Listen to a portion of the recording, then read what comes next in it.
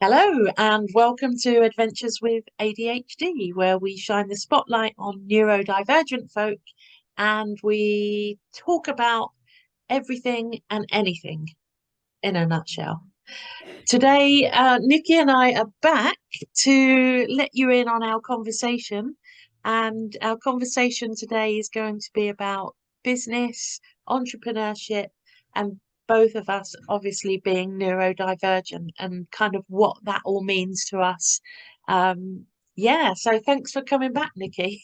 Oh no, I love it. I look forward to doing this. They're always such interesting conversations, and you sort of never really know where they're going to go. Okay.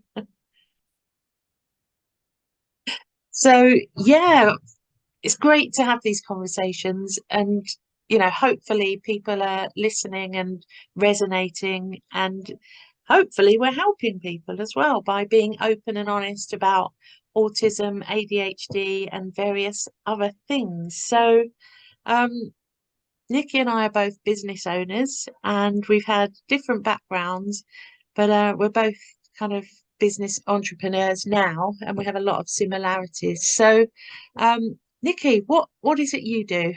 Tell us. Well, I am now. I always laugh about it because I am virtually unemployable from going into like another business now because I've worked for myself for 11 years.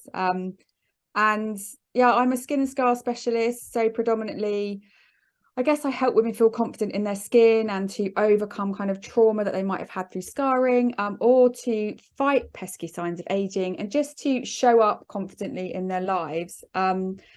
Yeah, I absolutely love it. I run a clinic and I have online remote services, and I get to do what I love every day, which is amazing. Yeah. And what's the kind of the type the people that come to you? Is it self-harm scars or any scars or a mixture? So I treat most scarring, but I actually have ended up specializing in self-harm scars. And I think there are very, very few people that treat scars anyway. And because so my interest kind of sparked because I had a major childhood accident when I was 11, got a big facial scar, and I've had 14 operations subsequently. But I think because I've lived with scarring and it's impacted my life, and I've known how much it's affected my confidence and the choices I make in my life, so clothes I wear, hairstyles, etc., I guess I've really been able to reach out and connect with people with trauma related scars, which self-harm scars are. And so it's been really lovely to kind of work with those clients and help them not just improve the look of their scars, but kind of release and move on with their lives. And Yeah. it's really rewarding. So I get to treat to people with other types of surgery scarring, but it is predominantly self-harm scars and actually childhood burn survivors as well.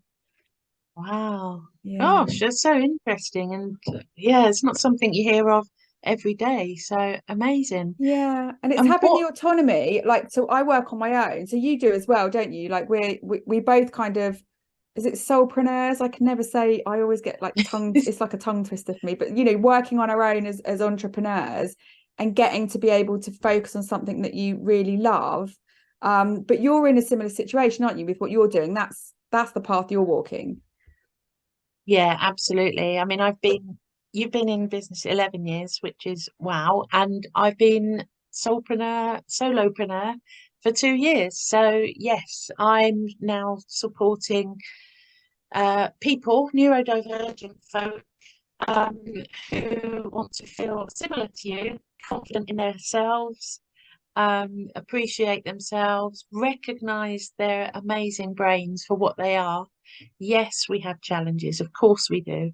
However, if we focus on what's brilliant about us, we're going to be much happier and do the things we love. Um, so yeah, as an ADHD person, I'm able to kind of combine my love of coaching, comedy, improv, and speaking, public speaking. So um, I'm just fascinated about how people kind of come from the workplace into being an entrepreneur. Many of us are ADHD, autistic, plus other Mm. neurodivergencies, if that's even a word. But what something you said, you're unemployable. So what makes you say that? Well, it's interesting because I think I now very much look at so I'm autistic and ADHD, and I now very much look at those as my superpowers because I do something I love, I'm obsessed with it, I can hyper focus on it, and I can do things the way that I want to do them. Now that said, that in itself can be a challenge because we've joked about this a lot, but I always say I have like my ADHD version of me that's excitable, that's impulsive, that like doesn't want change in routine and likes to shake it all up. And then the autistic part of me is like, what? No, we need routine, we need organization, we need to know what's happening. But I think ultimately those two kind of superpower, or the superpowers that I have within those kind of two elements make me far more successful as an entrepreneur, but I've had to recognize that I need the right support in place. So that was definitely a learning to kind of think, right, these bits I can do really well, and these bits I absolutely can't, and I need to stop trying and get someone to help me, which is that's kind of been a learning curve. I've kind of deviated from your question, but it's kind of relevant so prior to this, my background was law. So I spent, I think, over a decade in private practice doing medical negligence claims and personal injury. And I was a manager. I used to lead big teams. So interestingly, terrible at the detail. When I was a case handler, couldn't prioritize my work, was always kind of overwhelmed, would just procrastinate and not deliver. I was shocking. But when I became a manager and I could have people doing the detail and overseeing it and essentially stepping back, I became really effective because my brain would just fire as to where things could be improved. Wow. And then I went into corporate. So I was the head of contracts for a big telecoms company, where I've said to you before, I wreaked absolute havoc.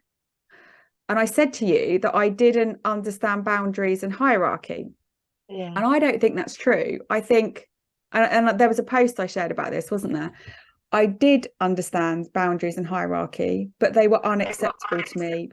There is no one person better than another. I like equality, and I like to be able to talk to who I need to talk to.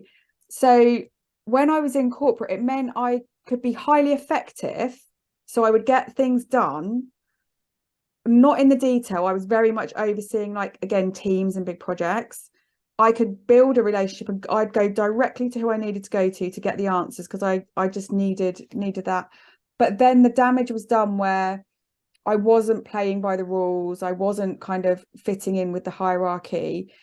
And it was so demanding. I couldn't set boundaries. So, big telco companies want 26 hours a day from you. Like, they literally don't care. They want their pound of flesh. And I ended up burning out. So I would say I had a breakdown. I burnt out. It was a really unpleasant exit from corporate life. And probably it was only in that recovery that I really started to think about how that environment wasn't for me. And then honestly, only since my diagnosis, which is a year, have I realized why that wasn't for me. Wow. And why I had a breakdown was that trying so hard to fit into environments that were not made for me. It was not supportive in any way. I never socialized. I look back, like I hated social occasions where I would either have to have a drink to go on a work to do, or first priority was to not have to go. But I look back now with my diagnosis and think, no wonder that was so difficult and painful, and it didn't have to be. So I'm much more careful about how I feel, what fits, and boundaries, which means I could never be employed in that environment again. I wouldn't put myself through it. Yeah. Does that resonate? Is that sort of similar to experience that you've had, or what was, prior to? Yeah. I mean, absolutely. I just, looking back, I was a teacher for 17 years. Wow. And that environment my gosh, just wasn't great for me. But I just kept pushing on. I didn't know I was neurodivergent. I did kind of in the later stages of my career. I didn't tell anyone because when I did tell somebody, um, this one particular school wasn't very supportive. So it kind of held me back. But pushing yourself into the square peg into the round hole. I mean, teaching is a hard place for anyone to be, neurodivergent or not. Um, the constant barrage of paperwork, Yeah. expectations, the threat of Ofsted, being judged, and for somebody that had for many years a fear of being judged, that's quite an interesting career choice. What But made you choose that? What made you go into teaching in the first place? well, I trained as a PE teacher. I was always on the surface very good at sport. Um, my Yeah. my physical skills were and still are very good, really good. Okay. Yeah. So I always thought of myself as a sporty person. However, Yeah. then I just thought, oh, I'll go and do PE teaching because what had I done? I went to Camp America and I was a tennis Oh, coach because I liked wow. tennis and I didn't have any Yeah. experience. So that was an interesting experience in itself, but summer camp was fun.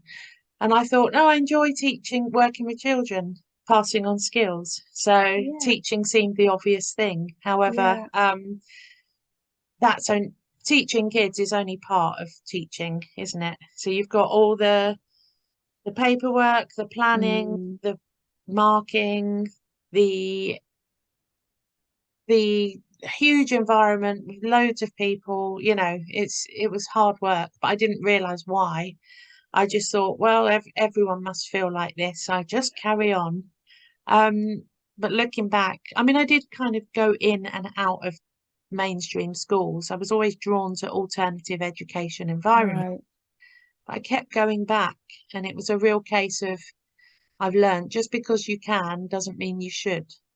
Yeah, that's a great phrase. It's interesting just listen to what you were kind of saying there, in that you just kind of keep going and you think that everyone else is just so this the phrase I use is everyone else is better at adulting than I am. But when you're struggling and you perceive that others aren't, you do start to think, I just need to keep going. It's me. I've got to learn to be better or Yeah, more. yeah, Without, I mean, it's crazy, but that is what happens, isn't it? yeah. And I've kind of, because I'm an eternal optimist, I always thought, oh, at some point it will feel easy. Yes. Like this is 17 years. What? Now I look and think it's never going to be easy. But now I'm not doing it. But But yeah, at some point, I suppose, when you don't realize, when you don't kind of know that about yourself, you, I mean, I certainly did. I assumed that other people found it hard in the beginning and then they eventually got really good yeah, at it. And it was just taking me longer. And, yeah, similarly, like I was in corporate for like 13 or 14 years, like private practice and corporate. And I remember looking around thinking, like, I used to just think someone's going to find me out, like that, like absolute imposter syndrome of like everyone else is nailing this. Like I've got to somehow put on an act that I get it too, and then you end up working twice as hard or to try and make up for what everyone else is doing without even realizing. yeah, yeah. That becomes your normal, doesn't it? And the stress becomes addictive. That becomes your normal. Yeah. Um, and sadly, the feelings of I'm going to get found out. I'm not as good as everyone else. That becomes normal as well, and that becomes the soundtrack. It certainly And did in my mind, which yeah, is sad. and then I think one little thing that goes wrong, you're sort of walking on a tightrope and you think, nobody knows, nobody knows how difficult this is for me. And then one little thing kind of maybe goes wrong. And because you've been holding on so tight and you're so stressed, then that one little mistake can feel like a catastrophe, can't it? And it can feel like everything is unraveling because it's one small slip up, but because of the effort you go to keep everything together, it feels, what it certainly did for me, just used to feel like these massive failures of, it's just evidence that I wasn't really good enough, or that I was an imposter, because, you know, I just could never keep things consistent. I was sleeping 2 or 3 hours a night at one point for probably 6 or 7 months. I was chronic insomniac in Vodafone. And that was the point that I knew it wasn't doing my health any good, because I mean, I just couldn't function. I just couldn't. I dreaded going into work. I'd cry on the way home. I'd cry on the way in. And it really, the reason I left, and I have shared this with people before, but I remember driving home from work one day, and I remember thinking I could drive my car off the road and I wouldn't have to deal with this anymore. I was never going to do anything. It wasn't a thought of that's what I'm going to do, but it was a thought that entered my mind. And I resigned within 6 weeks, because I thought, if you're at that point that is how you feel about going to work, you need to get out. And when I left, I resigned. I didn't know what I was going to do. I didn't have a job lined up. I was qualified as a nutritional therapist and a PT and all sorts of other random things, but I didn't know what I was going to do. I just knew I could not stay in that environment. It's so powerful, isn't it? Yeah, and it's very similar to me. When I eventually made that decision to leave teaching, I was driving in every day, like with this feeling of dread. And one day I thought, I'm just going to carry on driving past the school. I can just go to Eastbourne, because that was past the school. Yeah. And that was literally the turning point of, you know, a week later, I handed in my notice. So, and Wow. the relief, I had no job to go to. I just knew I had to get out of there. Yeah. It was a hugely toxic environment. I mean, Yeah. the children were amazing. They were very, they had their struggles. But you kind of know Yeah. that's that. But I wasn't prepared for the toxic environment from the staff.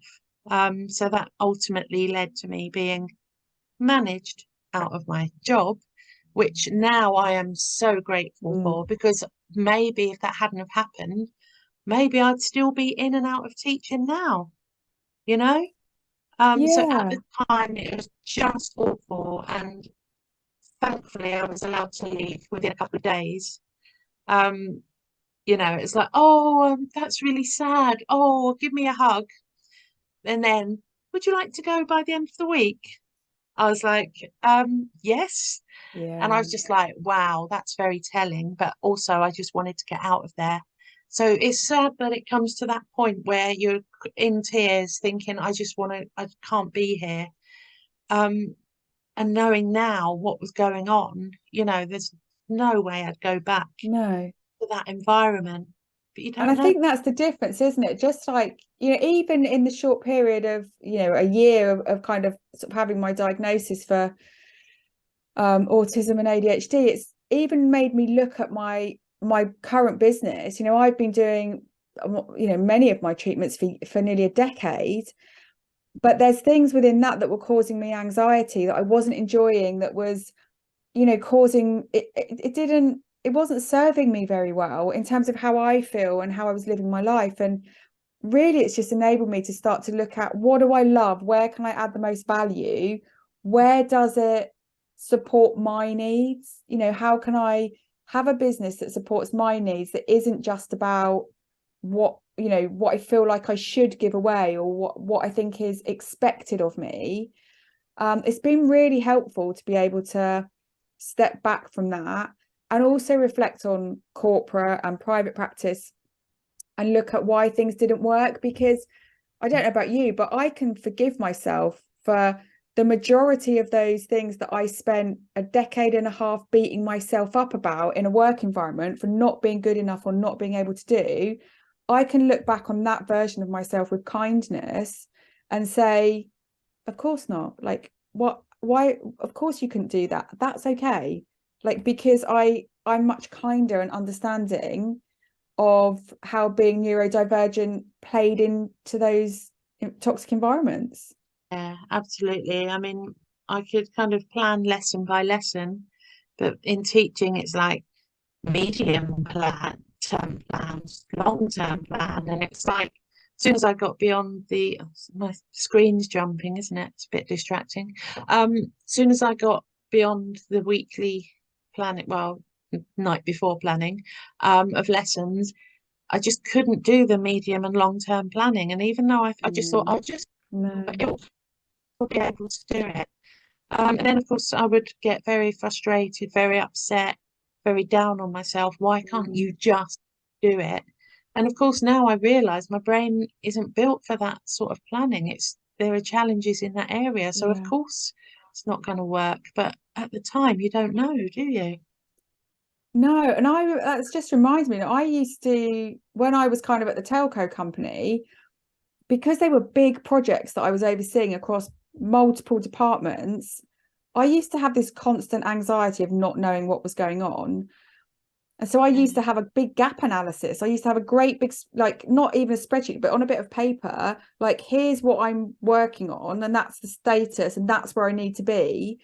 And then I'd try and keep notes on where I was, on a monthly basis when my teams fed back to me, because I'm like, if someone asks me, like, I just won't know. Like, and I Yeah. can't look at spreadsheets. So my old boss used to go, put it in a spreadsheet, and then, I don't know, the formulas. Oh my God, I nearly swore, because that is what happens in my head when I see a spreadsheet. Expletives come out of my mouth. The laptop gets slammed down, because I can't. So my ADHD, I have a big problem, like, with detail. So focusing on detail, and I just can't do it.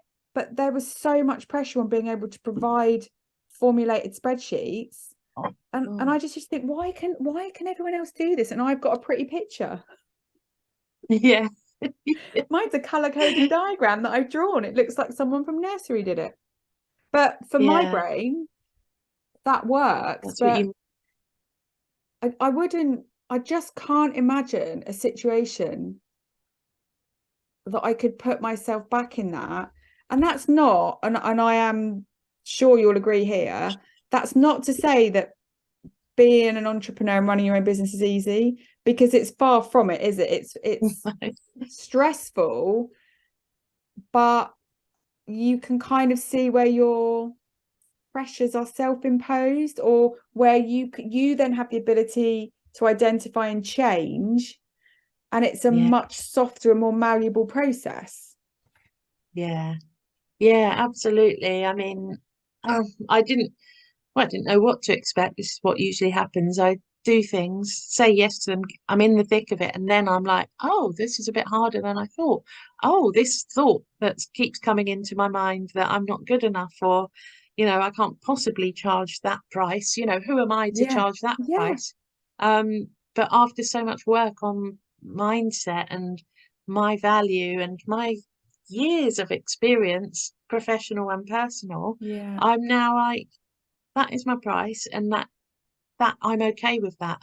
So Yeah. much money mindset comes into it. I don't know if that came into it for you, but it's not just, look, it's not money mindset. This is personal mindset, isn't it? Yeah. But money bring up, sort of thing. Do you know what I mean? Yeah, that does. So that definitely resonates. Like, to be honest, I still struggle now with having a fluctuating income, because obviously I spent the majority or bulk of my working career from graduating to when I was like 36 being salaried. So when you know what's coming in, what's going out, things are very, like, it's much clearer. So I struggled with that element of that, kind of the fluidity of what was coming in, and in some respects what was going out, because I buy, stock and consumables, and I have variable things for my business.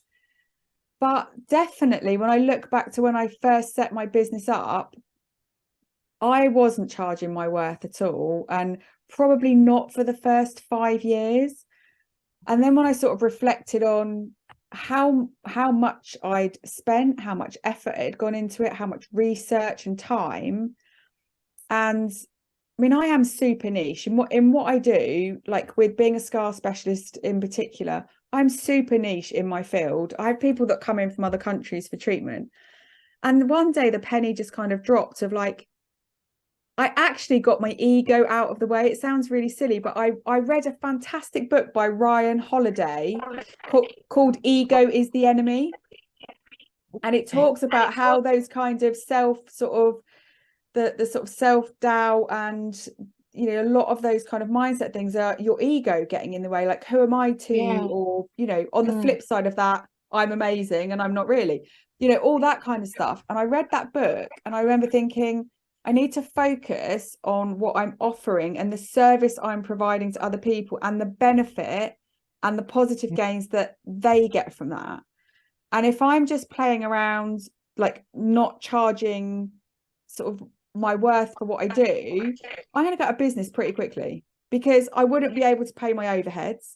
I wouldn't be able to invest in further treatment or the big ticket, the, you know, equipment that I use. And I was just like, I just had to spin that to say, this is really valuable and I need to charge my worth to be able to invest to keep being more valuable. It was really powerful. Yeah, and it's a process to go through.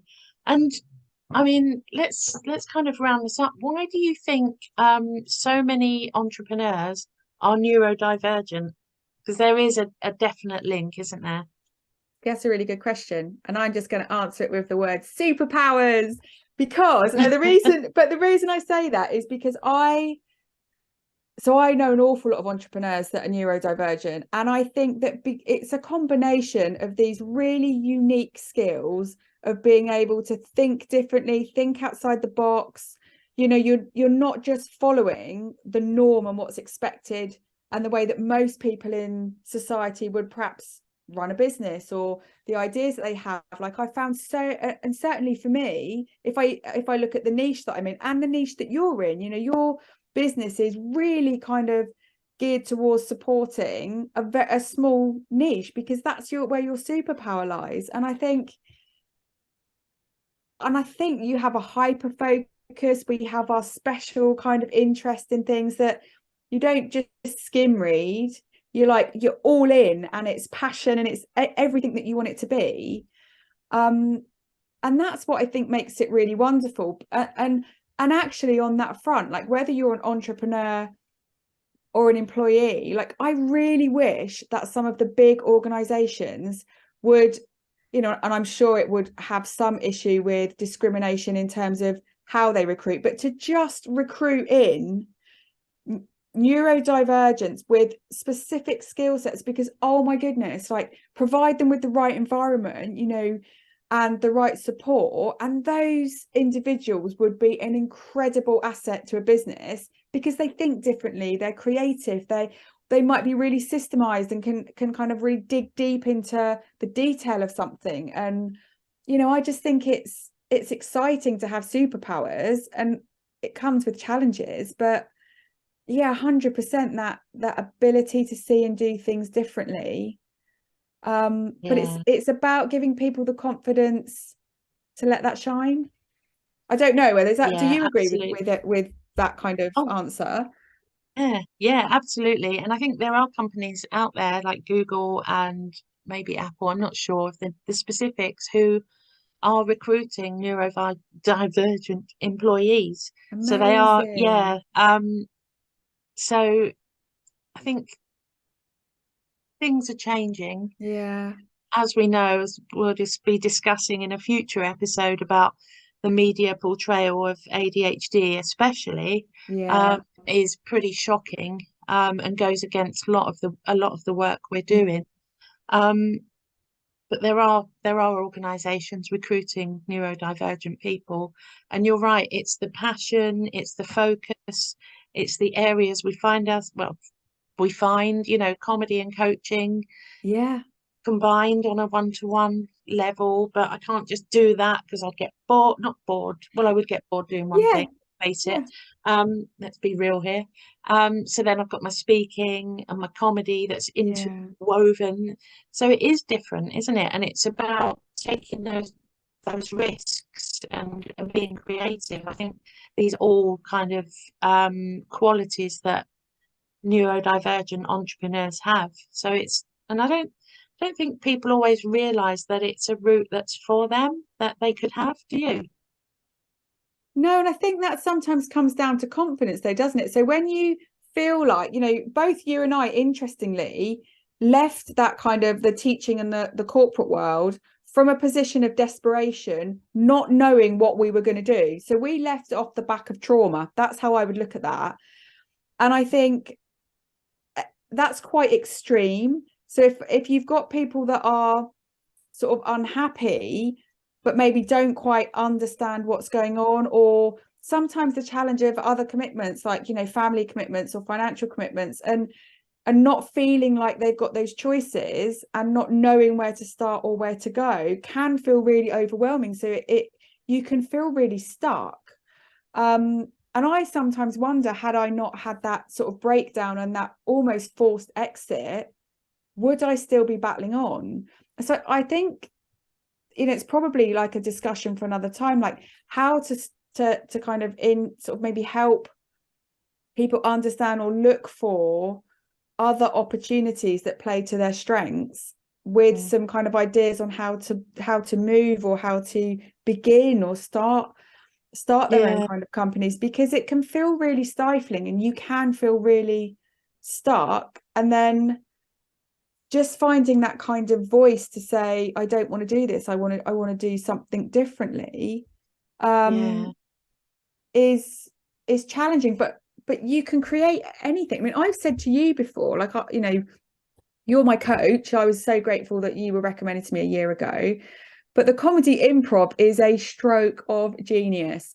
And I said to you, when you first said I do coaching and improv, I was like, what's that? What? I don't get it. And I genuinely didn't get it. And we've talked about this before. As somebody that plans every conversation in their head and pre-plans a social event, and you know, comedy improv for me was like, no. But when we did that session, that 20-minute session was life-changing, because I realized I could listen and respond, and it didn't have to be perfect, and it could be a little bit messy, but I could do it. And the confidence that then gave me to, you know, believe in myself and know that I'd be safe in a not pre-planned conversation was incredible. But most people would never put comedy, improv and coaching together, but it is literally a stroke of genius. I love it. Thank you. We need to do it. Perhaps we'll do another recorded live improv one session and see live. Let's do it live. Yeah, there you go. Oh, you I'm heard happy it to here. do that. Yeah. We'll do it live, and then we can get whoever's watching can give us suggestions of locations and stuff. All right. We'll do that. So watch this space. We will do a live improv session show. Sorry in advance. You unpredictable. Yeah. Oh, well, thank you, Nikki. Always a pleasure. And I will see you next time for some more interesting conversations. Yeah, look forward to it. I'll speak to you soon. Yes.